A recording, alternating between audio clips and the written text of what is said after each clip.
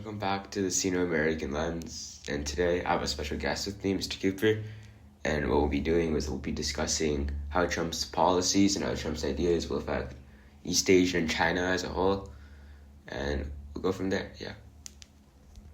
Awesome. Well, thanks, Austin, for having me on. I'm excited to talk with you about some of the recent developments. There's been a lot of news about the Trump administration transition and all of the new appointments over the past few weeks. So there's a lot to discuss here, isn't there? Yeah.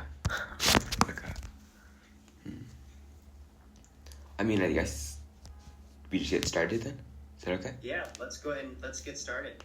Okay, so I have a few questions lined up, and I'll just start asking them. Okay, so I think this is a very commonly asked question, like how might Trump's proposed tariffs affect China's imports and impact on the economy as a whole between United States and China, and how might this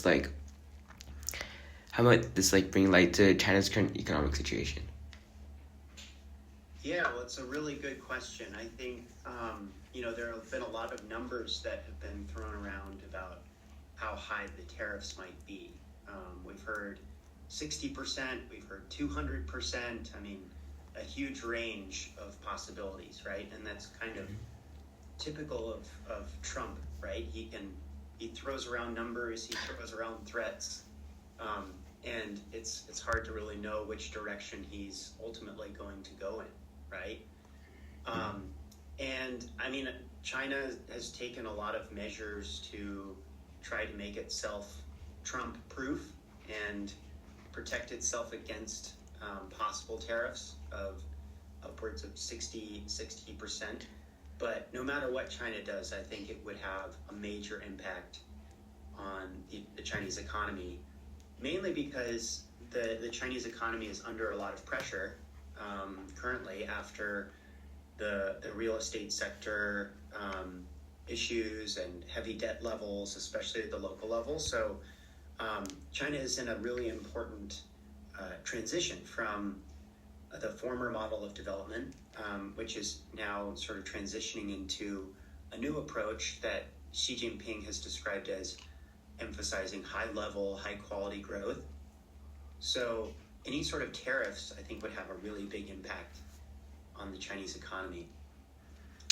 There was a study that I read recently that said that it was a study by UBS that estimated that tariffs could reduce Chinese growth, the Chinese economy's growth rate by about 1.5%. So in an economy that's already under pressure, that could have a big effect.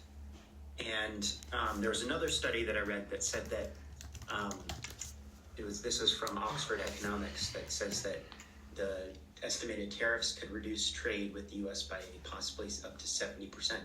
So there are some pretty significant, very severe consequences, but the question is, will Trump actually follow through, right? And if he does follow through, 60% tariffs, it's not clear what those tariffs would be on, if it would be all goods, if he would back off and only put 60% tariffs on some goods and then communicate to his base or his supporters that he put 60% tariffs on China and make it seem like it was on everything, right? So sometimes there's a contrast between the actual sort of actions that he takes and the things that he says so that he can take back home and present to his voters. So there are a lot of different outcomes here that could happen. But I think the main takeaway is that China's economy is not in a place to be able to weather a lot of big actions in terms of tariffs. So I think that's the thing that I'm looking at is mostly is sort of what Trump actually does with these tariffs and whether or not what he's talking about with 60 to 200% tariffs if that's just sort of big talk to try to create a threat to then negotiate with China to come to some sort of deal. Yeah, I completely agree with that. I just want to add one thing. The tariffs that are imposed on, if they are imposed, of course, if they're imposed on China, right? I, outside of like the larger economy as a whole, what about like the tech giants that would want to expand out into America, or want to like sell to the American public, like Alibaba or Huawei, maybe eventually. Like these companies are going to be heavily restricted because of these tariffs, and it's like, it's really hard to expand if you're having to pay 60% tariffs if it happens. So that might like affect the tech industry as a whole. So, of course, I think you're right. I think 60% tariffs for those types of companies would be really, really damaging. So it could have a huge impact on tech companies trying to sell their products in the U.S. Okay. Yeah. I think it just sums it up really well. Wow. Okay. Yeah. Okay. I guess we can move on to national security. So, in what ways could Trump's transactional foreign policy approach, particularly regarding Taiwan, alter the dynamics of U.S.-China relationships and affect other, like, East Asian countries? Yeah, that's a good question. I mean, I think kind of similar to the point on the tariffs, it's difficult to discern what Trump's actual approach might entail, right? He says a lot of different things, and so what actions he actually takes, it'll be interesting to see. But we can obviously try our best to predict. But Trump is famously, says things and sort of presents things in a way that makes it hard to predict what exactly is going to happen. But I think some of the things that we can look at for signs on what he might do in terms of Taiwan and other national security issues. In this case, we have 4 years of a previous Trump administration to look at, and we can look at what happened during the previous administration as signs for what might happen during the second Trump administration, which I remember when I was working on this stuff back in 2016, we had no idea what direction he might go, right? So now, knowing that he tends to make big, bold claims or make big threats, and then sometimes the actual follow-through is not nearly as severe, maybe helps us better understand what he might do in regards to Taiwan and other issues, other national security issues. So I think one big takeaway is that the people that he's appointed in his cabinet and in his transition team have all proposed stronger support for Taiwan. And there was an increase in arms sales during his first administration. In fact, it's interesting. During his first term, Trump approved more than $18 billion in arms sales for Taiwan. And that's compared to about $8 billion, less than $8 billion by Biden's term. So there were a lot more arms sales to Taiwan during the Trump administration. And his team has claimed that they support the strategy of strategic ambiguity, which, not being very clear on Taiwan, sort of keeping things unclear and for strategic purposes instead of, defining Taiwan in one way or another. And Trump himself has said that he wants Taiwan to pay more for its defense. He's claimed that he wants Taiwan to pay up to 10% of its GDP, which there's no way that Taiwan could possibly pay 10% of its GDP for defense. And he said that the U.S. is simply an insurance company for Taiwan. He says that his direct quote is actually that he says Taiwan does not give us anything. And he's accused Taiwan of stealing the American semiconductor business. So he said a lot of different things on Taiwan, and it's hard to really tell, like, is he supportive of providing stronger support for Taiwan, or is he going to sort of pull the plug and ask them to support themselves more and pay more for its own defense?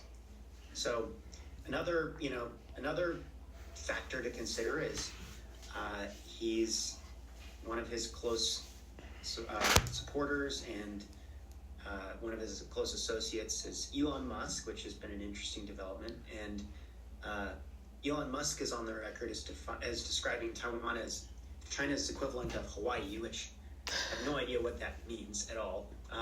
What describing Taiwan as America's or as China's equivalent of Hawaii. So it's hard. We don't really know what that means, right?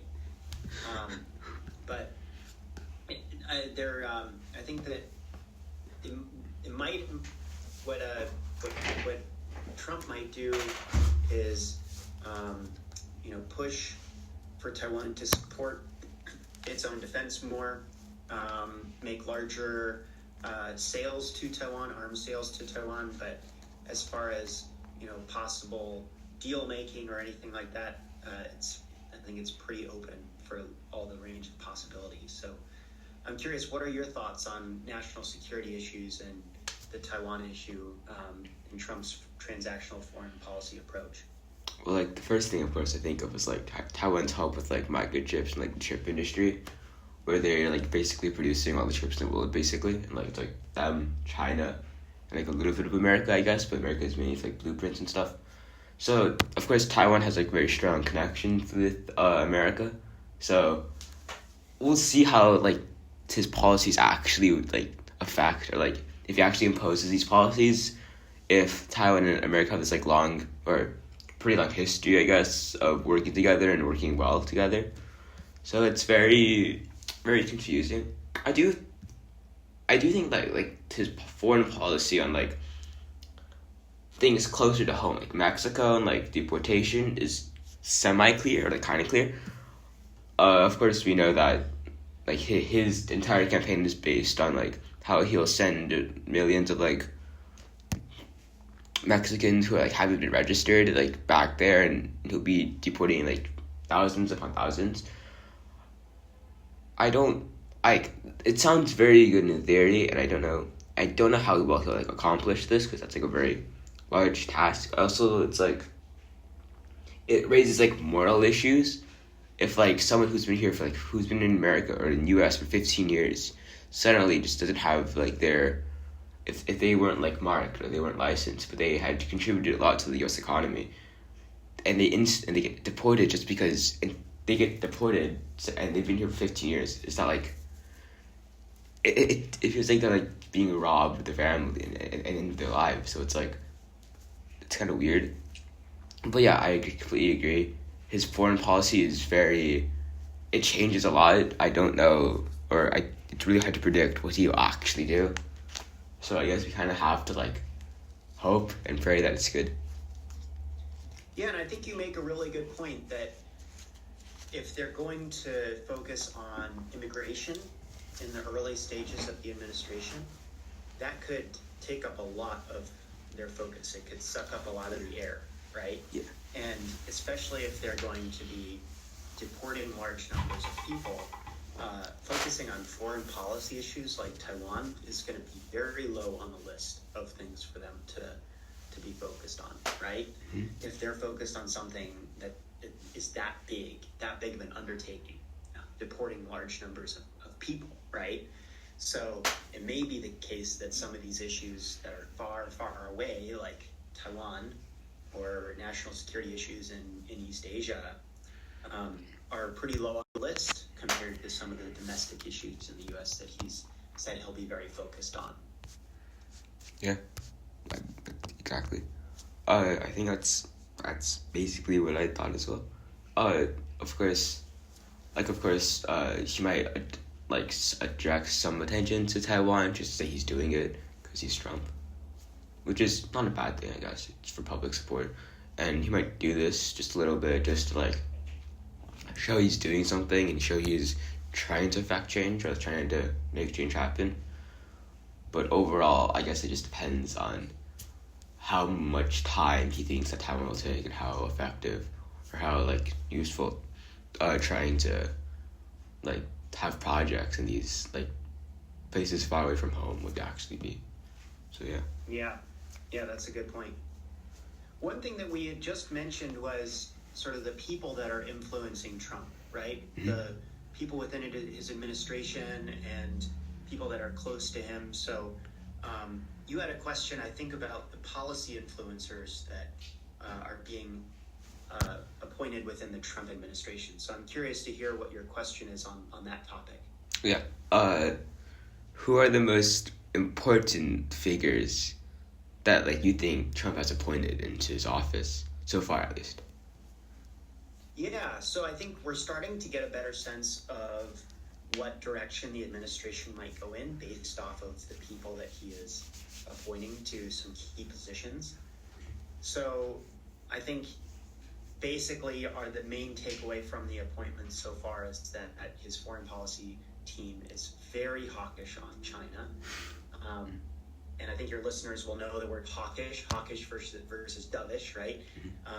So hawkish on China, very strong views towards China, very critical of issues in China, and critical of China in general. But it's hard to tell really what type of leeway these people within his administration will have, because at the end of the day, Trump is the one in charge, right? And he's the one who sometimes he shifts from confrontation with China to the art of the deal, right? He wrote that book called The Art of the Deal. And in some cases, he might have people within his administration telling him to do something, or they might have certain views, but at the end of the day, if Trump wants to shift course and cut a deal, then he can do that, right? And he's also praised Xi Jinping at times. So, and he's emphasized the closeness of their relationship. So interesting to see how that develops after 4 years of Trump not as present on the national or international stage. So I think looking at a few of the specific appointments, like I said, they're very hawkish overall. There were three that I wanted to highlight, I guess 3.5 that I wanted to highlight. And the first is the Secretary of State, which is Marco Rubio. He's been appointed to be Secretary of State, and he has pretty, I think, strong credentials to serve as Secretary of State. So I think it's very likely that he will be confirmed by the U.S. Senate. Just a reminder that some of these positions, I guess the first two that I'm going to talk about, have to be confirmed by the Senate before they're actually appointed. And I think that Rubio will definitely be confirmed. He has very hawkish views on China. His family, he's a Cuban American. His family is originally from Cuba. And so he's staunchly anti-communist, and he has been an advocate for U.S. visa sanctions on Chinese officials, and he's taken some pretty hardline approaches to China. And I think at his core, at the core of his beliefs is I think that he believes that China is an enemy of the United States. And so having Rubio as the top diplomat, I think, could cause some additional tension in the U.S.-China relationship. But like I said, we don't know how much authority someone like Rubio will have as the top diplomat for the U.S. At the end of the day, it's Trump who makes a lot of the decisions. Mm-hmm. The second position that I thought was notable in terms of U.S.-China is the Commerce Secretary, and that's another position that has to get Senate approval. And that's Howard Lutnick was appointed as the Commerce Secretary. So he will lead the tariff and trade agenda, and he has direct responsibility for the office of the U.S. Trade Representative, which I'll talk about that appointment in just a moment. Lutnick has expressed support of tariffs of 60% on Chinese goods, alongside a 10% tariff on all imports in the United States. So he has been on the record of supporting the view of that Trump has also expressed. So he does have some interesting personal business ties to China, which will be interesting to see how that plays out, because Elon Musk is another one who has some interesting China business ties. So some actions that Lutnick has supported in terms of tariffs in China could actually be detrimental to his own business interests. So it'll be interesting to see how that plays out. Some of the people that have been appointed in Trump's administration also have their own personal sort of ties to China. So that'll be interesting to see how that plays out. The third position that I wanted to talk about was National Security Advisor. So I think your listeners might know that the National Security Advisor is a really important figure in the White House. It's the person who provides the daily briefings to the president on national security issues. So this person has the ear of the president on a daily basis, and that appointment is Mike Waltz, not to be confused with Tim Walz, the Democratic nominee for vice president. This is a different person, very similar last name though. So Waltz has also expressed some very hawkish views on China. He is a strong advocate of shifting focus from Ukraine and the Middle East to the Indo-Pacific, and he's also advocated for increasing defense spending to better equip the United States to defend Taiwan. And he's also been an outspoken critic of human rights issues in China, and has pushed for the domestic investment in semiconductors and advanced technologies. So he's been a strong advocate of trying to develop the U.S.'s capabilities to compete with China.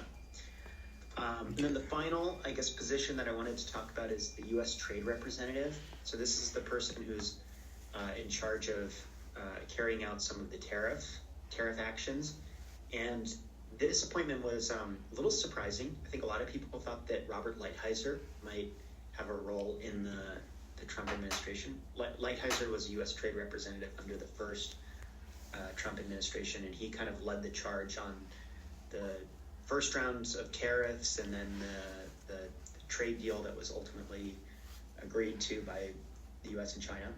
But Lighthizer doesn't have a role in the Trump administration yet, which might be because he's 77 years old. It might be because we just don't know. Maybe he's going to be appointed to another role in the future. So we'll have to see how that plays out.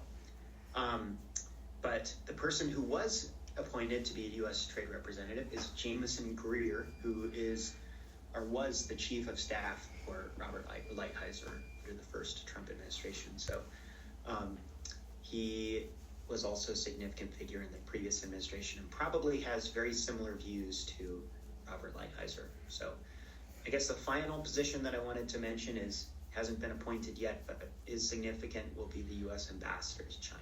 So I'm curious if you have any thoughts on what you've read or what you've heard about in terms of the people who have been appointed within the Trump administration.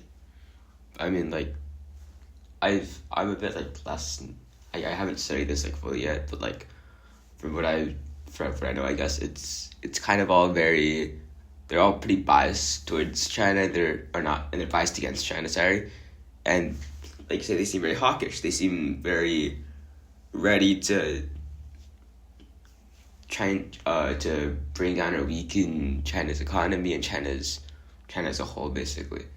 And like you said before, they have like direct contact, and they'll be constantly advising Trump in his entire 4-year term. So we'll see how that leads to anything. But it's also Trump. Trump is going to do what he wants to do, and with like complete Senate, complete House, it's going to be very hard to know what he'll actually do.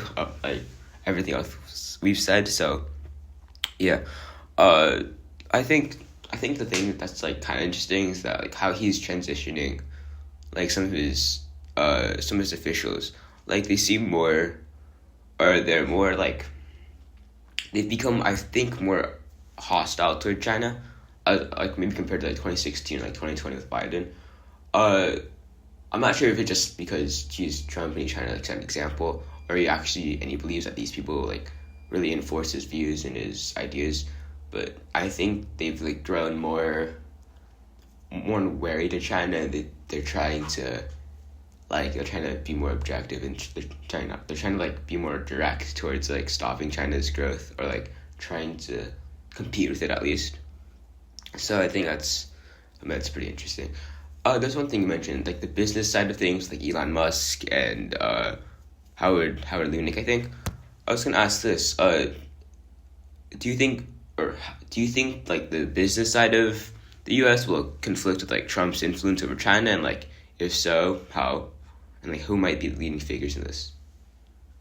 Yeah, I think that's a great question. And I think, in the first Trump administration, he was famously willing to hear the concerns of members of the business community. It felt like on a regular basis, I would read about and hear about Trump inviting some business leaders to come to the White House and talk to him about issues that they were encountering as a result of policies or potential policies. Okay. He would have like the CEO of Apple come in and talk to him, or the CEO of General Motors, or he was very willing to hear out the concerns of different leaders of different industries.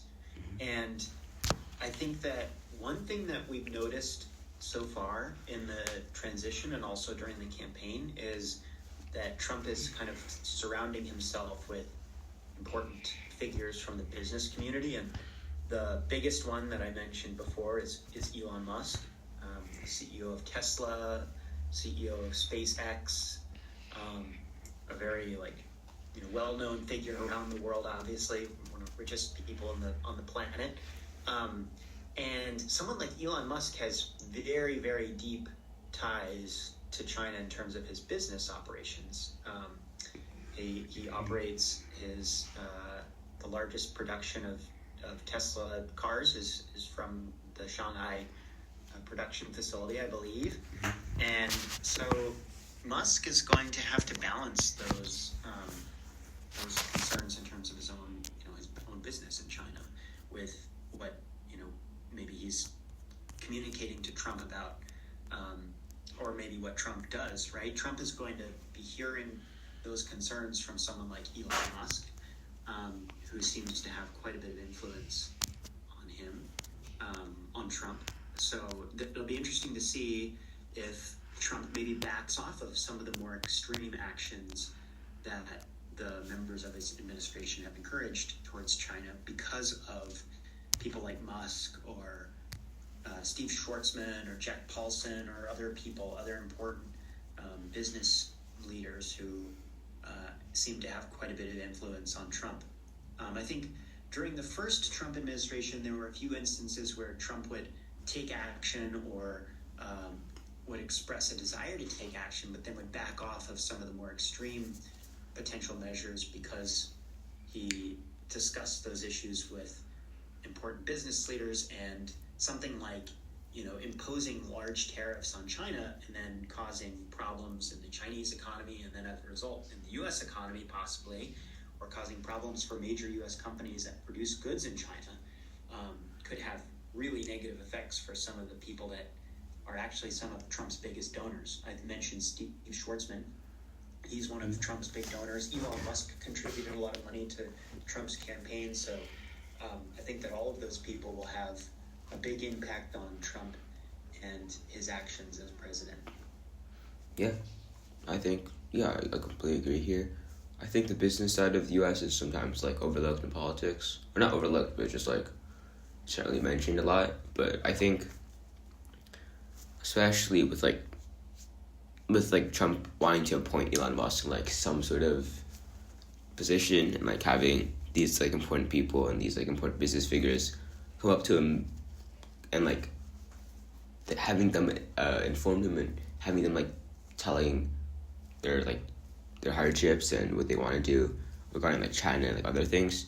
I think it might sway his opinion a bit with maybe his other advisors who are mainly political, because at the end of the day he's still a businessman. He grew up being a big realtor, so it'll be very interesting to see how these personnel affect Trump and his administration as a whole. Yeah, I totally agree. I think those are some really good points. Okay. I think something that's interesting that I think both of us probably have some good perspective on, and maybe different perspectives on in terms of our own experiences and the people that we interact with on a regular basis, is the perceptions of the U.S. and China, in perceptions of China in the U.S. and perceptions of the U.S. in China. So I think you had a question that you wanted to ask about that. Yeah. It's just very personalized question. Basically, I know you've been traveling a lot, like back and forth from U.S. and China for a long time now, and I was just gonna ask, how have like public opinion changed, or like in your personal opinion, how has public opinion changed from like U.S. people to China, China to U.S. people? Yeah, so I think you mentioned before that a lot of the people in the Trump administration and Trump himself have expressed some pretty strong and negative views on China, and have expressed a desire to try to contain China. And I think that a lot of that is driven by shifting opinions in the U.S. among the electorate, among people in the U.S. Towards China, and we've seen that in the research and polls that they've done. It's been pretty clear in the results of these studies and polls that views in the U.S. towards China are souring and have gotten worse pretty quickly, in part driven by COVID and in the post-COVID era as well. One of the studies that I read recently said that 8 in 10 Americans now report an unfavorable view of China. And I should clarify that this is of China, not on a people-to-people level, not towards Chinese people, but just in terms of government policy. And so about 80% of Americans see China unfavorably, and 43% say that they hold a very unfavorable opinion of China, which is a big change from 2008, 2009, when I first traveled to China in 2008, 2009 was when I first traveled. 2008 was the Olympics, was a big moment of China kind of announcing itself on the international stage. And I remember when I started studying Chinese, there were more students who wanted to take Chinese classes than there was space for all of those students. So interest in studying Chinese and traveling to China was super high. In around 2012, I think it was around 2010, 2011, 2012, somewhere around there, the U.S. and China announced an initiative called the 100,000 Strong, and that was a plan for 100,000 American students to study in China over a 5-year period. Wow. It's averaging about 20. And it looks like that was going to be possible given the trends of the increase in Americans coming to China to study. But in number of students in China from America, it's really fallen off a cliff. And in 2019, there were 11,000 Americans studying in China, and that has decreased to about 800 this year. So a huge drop-off. In fact, at one point during the pandemic, that number dropped to about 200 students. So 200 students, 200 American students studying in China. So I think part of this decline in perception of, towards China in America, I think is partially due to less exchange between the two countries. And I think, I personally hope, just based off of personal experience, that more Americans might start coming to China to study, because I think that that's an important link between the two countries. In November of last year, President Xi Jinping offered to invite 50,000 Americans to China for exchanges, studies in the next 5 years. So that, I think, is promising that China is going to make an effort to try to bring more, or encourage more Americans to come to China. But I think, we're starting to lose that link between the two countries of, mutual understanding that I think existed for a long time. So I think that there are a lot of factors that are going into why the perceptions of China have changed in recent years, but I think part of it is driven by just less exchange, less people coming over and studying and living in China. So I'm curious, and what are your sort of feelings as a student in China at your school? Like, what are some of the things that you hear about, like, the U.S., or what are some of the perceptions about the U.S.? I mean, like, well, I have two sides, right? Of course, I have, like, China and, like, students who are looking to go to America, going on to, like, international stages, maybe, like, the UK, maybe Australia, and, like, their opinions towards America. And, of course, I have, like, elementary or, like, middle school experience of, like, U.S. kids and their perception of China. And I'll say this first. In the U.S., it's becoming more and more common to, like, kind of, I kind of mock the Chinese government, but, like, not in the ways you'd expect. It'd be, of course, there's, like, Xi Jinping, and of course there's, like, communism, which is somehow funny, but based on that, it's just, like, very, I would say, it's become a bit more apparent that, like, U.S. students or U.S. kids are, like, they seem to be, how do I word this? They seem to be, like, more negative towards China's government, but they also, like, they won't, yeah, that's let me derail this. Like, they seem to be more negative towards the government as a whole, but like you said before, it's not really, it's only the government, and it's only, like, slight remarks, like, maybe, like, jokes. It's mainly jokes about it, so I don't know what that says about China, and what about, like, and, like, U.S. kids, but, like, from what I've seen, they've like, mocking China has sort of become something funny, something that everybody does, and that feels kind of wrong because, well, it's just like, the government, of course, is very different from the U.S.'s. It's very secret, and nobody really knows what's going to happen, and it's based on, like, one person.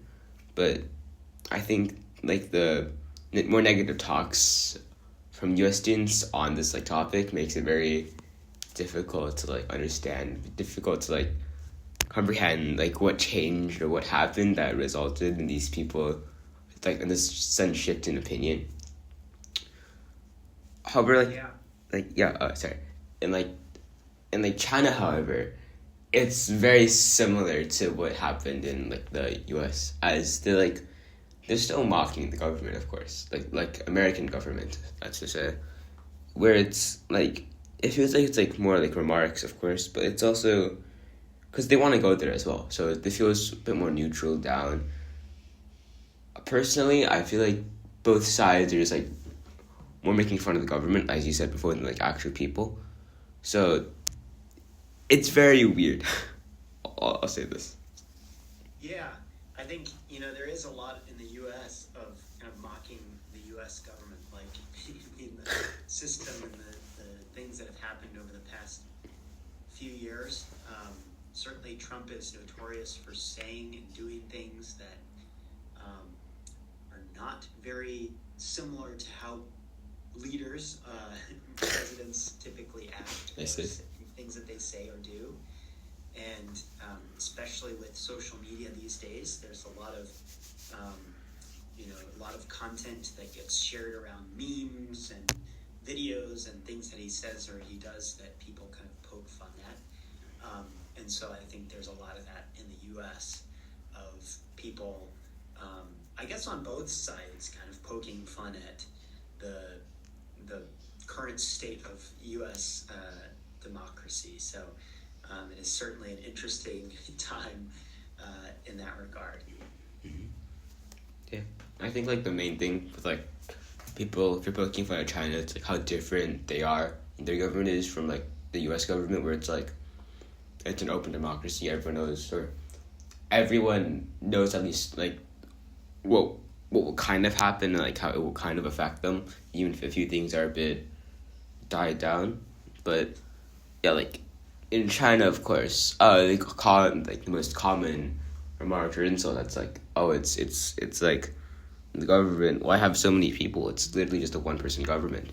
But, like, there's, of course, it's very, very different. And maybe with, like, Trump, and, like, maybe with, like, COVID, if that, like the opinion or, like, public view of China has become even worse, because, like you said before, it wasn't even, like, Trump. It was, like, 2010, 2011. Like, everything was at an all-time high. Everything was great. in 2012, of course, Trump came in. No, that was still Obama. What? What happened? What happened? I don't know. Something happened. Yeah. Something happened. Maybe just interest rate died down, because I guess 4 years on something is a decent amount of time. But still, like, I don't think, I guess, more policies are for. Probably more policies. And of course, Trump, COVID, now Trump again. So, very, very confusing on how this relationship has suddenly kind of been severed. Yeah. Well, it's been great to talk with you, Austin. I really appreciate your questions, and it's been great to cover all these topics. I think it'll be very interesting to see where things go in the coming weeks and months and years as the Trump administration starts to take shape, and just in a little over a month and a half, it takes office in January. Yeah. Thank you for coming on here, and thank you for answering these questions. I really appreciate it. It's my pleasure. Yeah. Thank you, listeners, for watching. I hope you've enjoyed. Hope you've learned something, I guess. But, yeah. This is another episode. Woo.